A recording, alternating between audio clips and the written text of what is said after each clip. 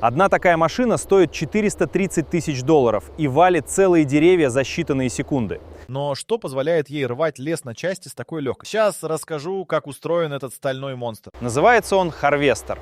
От английского слова, означающего «жнец», тот, кто собирает урожай. Только урожай здесь особый: сосны, ели и лиственницы высотой с 10-этажный дом. Внешне харвестер похож на обычный экскаватор, но вместо ковша на конце длинной стрелы у него закреплена харвестерная головка, и вот именно она превращает эту машину в настоящего хищника леса. Представьте себе стальную клешню весом больше тонны. Она подъезжает к дереву, обхватывает ствол своими зажимами, и в этот момент начинается то, ради чего харвестер и создавал. Внутри головки спрятана цепная пила, способная перерезать ствол диаметром в полметра меньше, чем за 1 секунду. Дерево, которое человек с топором рубил бы полчаса, падает быстрее, чем оператор успевает сделать вдох. Но срубить это только начало.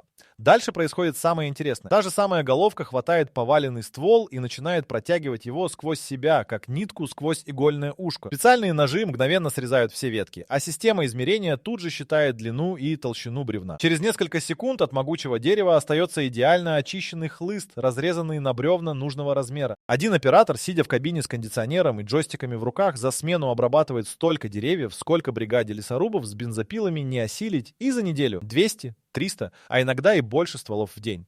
И вот в чем главная загадка этой машины. Как кусок металла умудряется чувствовать дерево, не раздавить тонкий ствол и при этом удержать толстые? Откуда головка знает, где именно резать? Как кусок металла умудряется чувствовать дерево, не раздавить тонкий ствол и при этом удержать толстый? И почему все это железо не ломается под нагрузкой, которая рвет древесину, как бумагу? Ответ скрыт в 3 системах, работающих вместе. А каждая из них дальше.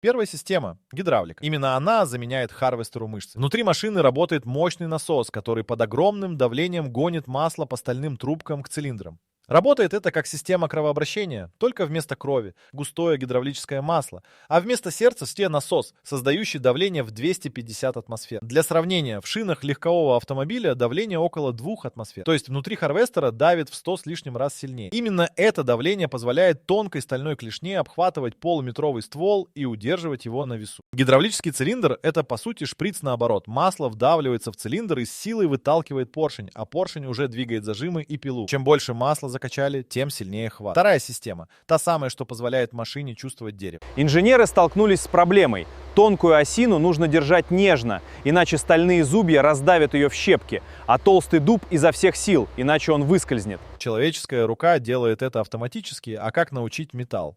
Решение нашли в датчиках давления. Головка постоянно измеряет, с какой силой она сжимает ствол, и электроника мгновенно подстраивает хват. Это как когда человек берет в руки то яйцо, то кирпич и, не задумываясь, меняет силу пальца. Только у харвестера роль мозга выполняет бортовой компьютер, принимающий решения 1000 раз в секунду. Третья система — измерительная. Пока ствол протягивается сквозь головку, специальное колесико катится по коре и считает каждый сантиметр. Одновременно другой датчик замеряет толщину. Компьютер знает заранее: бревна такой-то длины пойдут на доски, такой-то бущет на бумагу, а короткие обрезки тают на дрова. И машина сама разрезает хлыст так, чтобы из одного дерева получить максимум ценной древесины и минимум отходов. Финские инженеры, которые первыми довели эту технологию до ума еще в 70-х, потратили годы именно на точность измерения. Ошибка в пару сантиметров на каждом бревне. И за смену теряются кубометры древесины. А кубометр стоит денег. Вот почему за электронную начинку такой машины и просят сотни тысяч долларов. Стрела наклоняется вперед, и головка идет к выбранному дереву.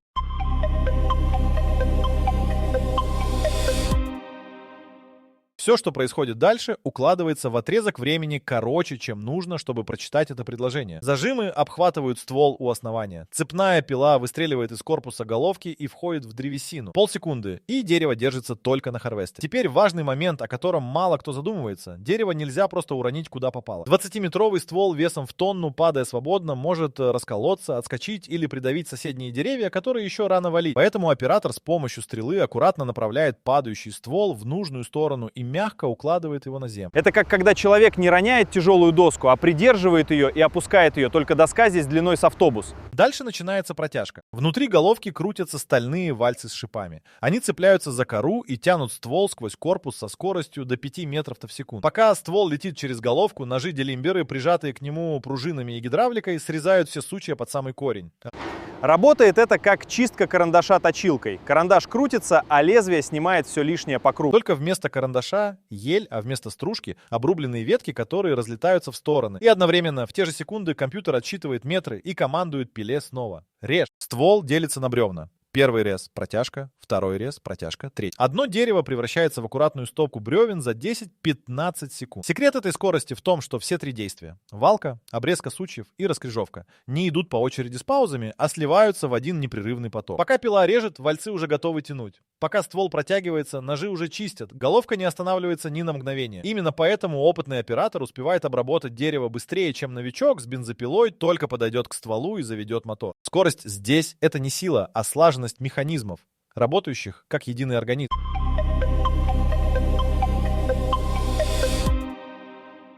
За смену один харвестер валит несколько сотен деревьев. За год такая машина способна пройти гектары леса, который рос десятилетиями. И вот здесь возникает главный вопрос, вокруг которого спорят экологи и лесопромышленники всего мира. Не превращается ли этот стальной жнец в оружие уничтожения природы? Ответ оказался неожиданным. Дело в том, что скорость харвестера — это палка о двух концах. С одной стороны, машина, работающая без остановки, действительно может выкосить участок за считанные дни. С другой, именно из-за точности и контроля харвестер наносит лесу куда меньше вреда, чем старая ручная рубка. Вот в чем парадокс. Когда лес валили бригады с бензопилами, а бревна вытаскивали гусеничными тракторами, техника ездила по всему участку туда-сюда, давила молодые деревца, срывала верхний слой почвы и оставляла после себя изрытую землю. Харвестер же работает иначе. Он стоит на одном месте и дотягивается стрелой до деревьев в радиусе 10 метров, не сходя с колеи. А обрубленные ветки он бросает прямо перед собой и едет по этому мягкому настилу из сучьев, как по ковру. Ветки распределяют вес многотонной машины и защищают почву от продавливания. То, что раньше было отходами, стало защитным слоем. Есть и вторая сторона медали. Компьютер харвестера умеет то, чего не может уставший человек с пилой.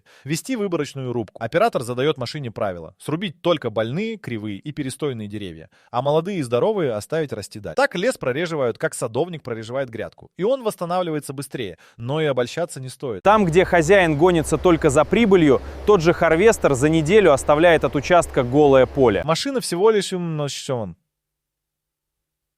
инструмент, и вся разница в том, кто сидит за джойстиками и какие законы действуют в стране. Один и тот же 400-тысячный механизм может и бережно ухаживать за лесом, и стереть его начисто. Технология не решает за человека, она лишь во много раз усиливает любое его решение, доброе или губительное.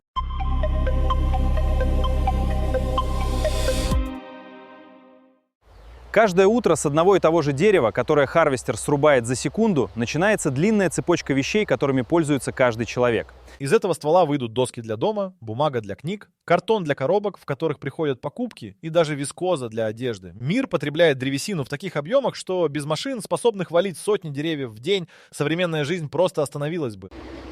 Только Россия, Канада, Швеция и Финляндия вместе заготавливают сотни миллионов кубометров древесины в год.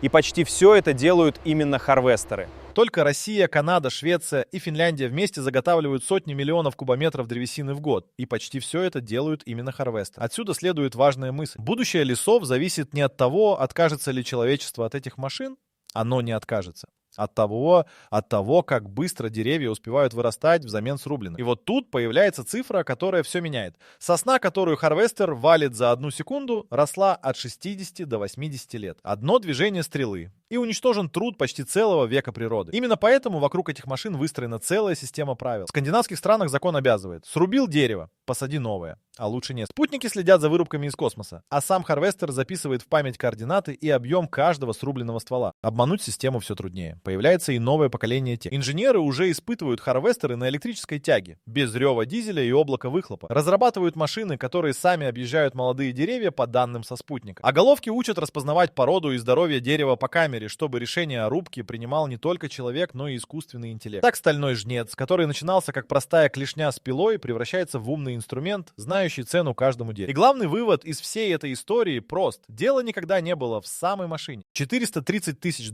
покупают лишь скорость и силу. А вот превратится эта сила в вечно возобновляемый лес или в пустошь решает не железо, а люди, которые за ним стоят.